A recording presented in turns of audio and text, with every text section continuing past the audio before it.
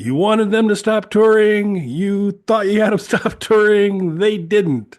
Ladies and gentlemen, on a second cut here, because I forgot to hit record on the first one, Mike and I are going to talk about the triumphant return, the not unsurprising return at all of Kiss.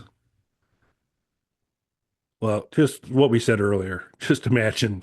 And we're good. Thanks for listening, everybody. Damn it. Oh, well. So, but okay, little side trip for everybody. Nurture and support. Hopefully, one day resurrects again. A recommendation podcast I do with our good friend Mel down in Texas.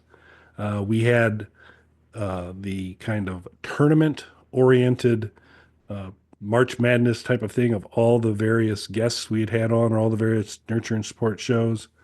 Who's on that?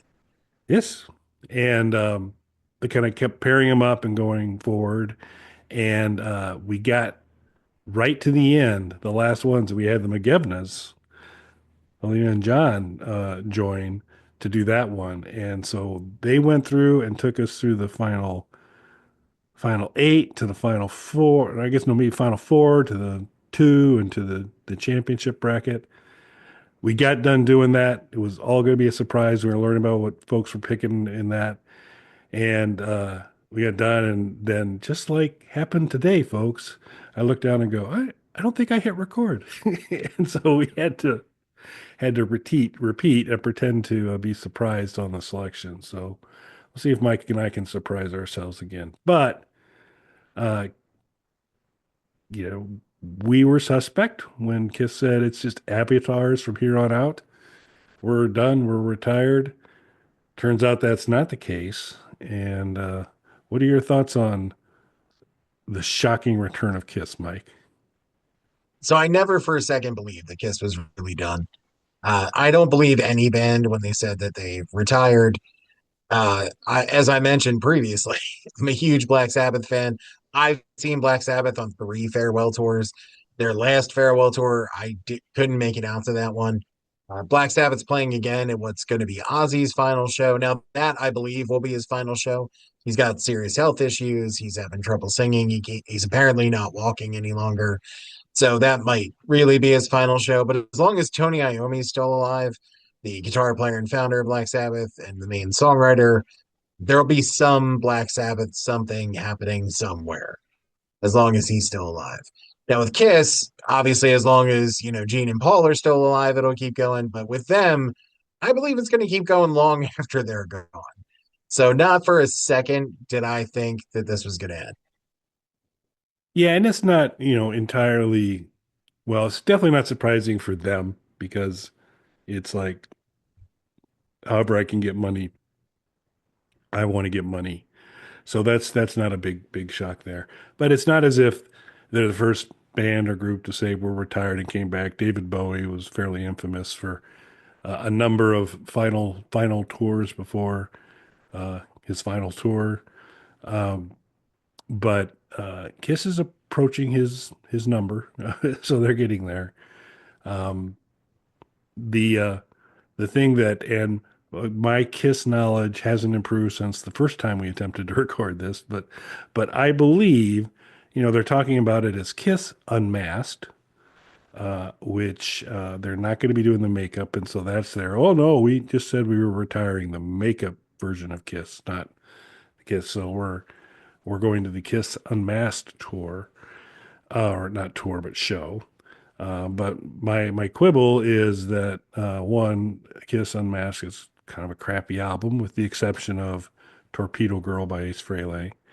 But they were still wearing makeup during Unmasked. That was kind of the joke of the cover, was that, oh, Kiss is getting unmasked, but they weren't. And it wasn't, I believe the next album was Lick It Up, which is where they were looking very Cinderella-like in appearance and blown out hair, and had gone without the makeup for a little while, which they eventually returned back from. But the Lick It Up tour, maybe not so great a name. Unmasked is probably better. And you guys did hear Kelly correctly. They are saying that this doesn't count as breaking their retirement because they're not wearing makeup doing that. they just said they were retiring that version of Kiss. And as we mentioned the first time, you guys missed out on. I do think that this is, at least in part, not that they were ever really going to stop. I do think, at least in part, this is happening because the avatars didn't get the reaction they were hoping.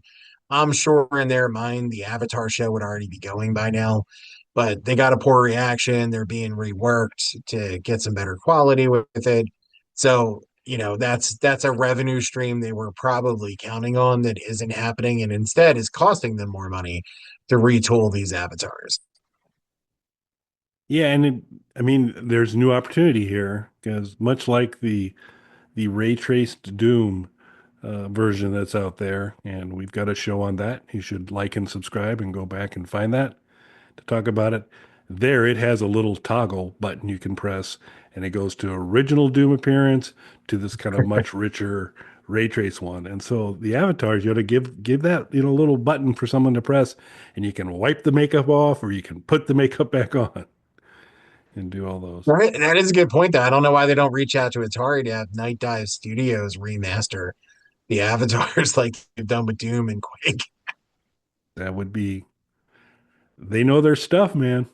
So I think that could be a good opportunity for them there. But um, and it seems to me, I don't know why, I'm just going out on a limb here, Mike, but I'm gonna guess one, you were not an early recruit into the Kiss Army, but you are, however, a big fan of their cinematic work. That's true. Yeah. From Phantom of the Park to Detroit Rock City to the Scooby Doo movie. I'm a big fan of Kiss's movie work. I actually have one of the few like Kiss physical products I have was a DVD box set they put out, which had Phantom of the Park on there, the longer like theatrical version, not the TV version. It also had a full show of them like at their height when they just first really broke into mainstream here in Philadelphia. And something else cool was on there. So I mean, it was just like the perfect mix of Kiss stuff that I needed on one DVD set. Yep, that'll do it. That'd be a good one there. And as maybe previous before, what you forgot to mention was their work on the Paul Lynde Halloween special, which I think is kind of a pinnacle of some performance there. So that's a watch, folks. The Paul Lynde Halloween special. Available on the YouTubes. Check it out. No, But and I don't know how I forgot both times now. Kiss also appeared in Millennium, the TV show, which was a short-lived spin-off of X-Files. It was like the darker, weirder version of X-Files. There was a Kiss-centric episode. If I remember correctly, it was to promote the Psycho Circus album. So it's like a lot of weird product placement for the album in the midst of this X-Files like show. yeah, that sounds like maybe slightly better product placement than Harry Nilsson's Son of Dracula, where his current album was like in the record store, songs playing. But that was a thing there too. And then of course our good friend Alice Cooper. If you haven't checked that out, folks, Alice Cooper was on the Snoop Sisters, which shows I think that as I brought it to Mike, Mike was totally unaware of the existence of the Snoop Sisters, which is like you take Sherlock Holmes and you make him an elderly woman, and then you give him a sister, and you have the Snoop Sisters. There you go. It was early. This was I'm not sure. I'm not sure on timing. It must have been post Muscle of Love or right around that time. So right about before the original Alice Cooper group stopped working together and Alice went solo. But it's a very youthful Alice in there. So check out Snoop Sisters as well. And it's Millennia is the Millennium. Millennium, huh? I Yeah. With Lance Henriksen, it was like a backdoor pilot through X-Files where they had his character come on for like one episode and then launched Millennium. I think it only lasted one, maybe two seasons. I liked X-Files, but I'm a big Lance Henriksen fan, so that's why I watched it. Well, there's a lot of things to check out there, folks. But, the most important thing is check out Bog Panda. Please like and subscribe. View our merchandise and purchase merchandise from us. Sorry to channel my inner Gene Simmons, but there you go. We should And do we've, like 15 farewell episodes yeah, yeah. From now on, it'll be the final episode. We'll just do that from here on every out. episode. Final episode. Final episode 47. Final episode. That's worth consideration. We'll have to workshop that a little further offline, but I like it. I think it could be good. And then by that subscription, you'll also be notified an opportunity to listen to Hard No, a show that will likely never have a final episode. It's published daily. They're less than a minute.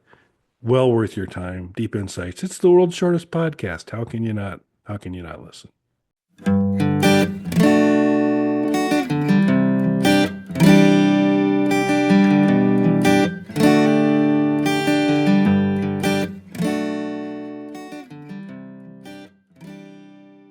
Bog Panda.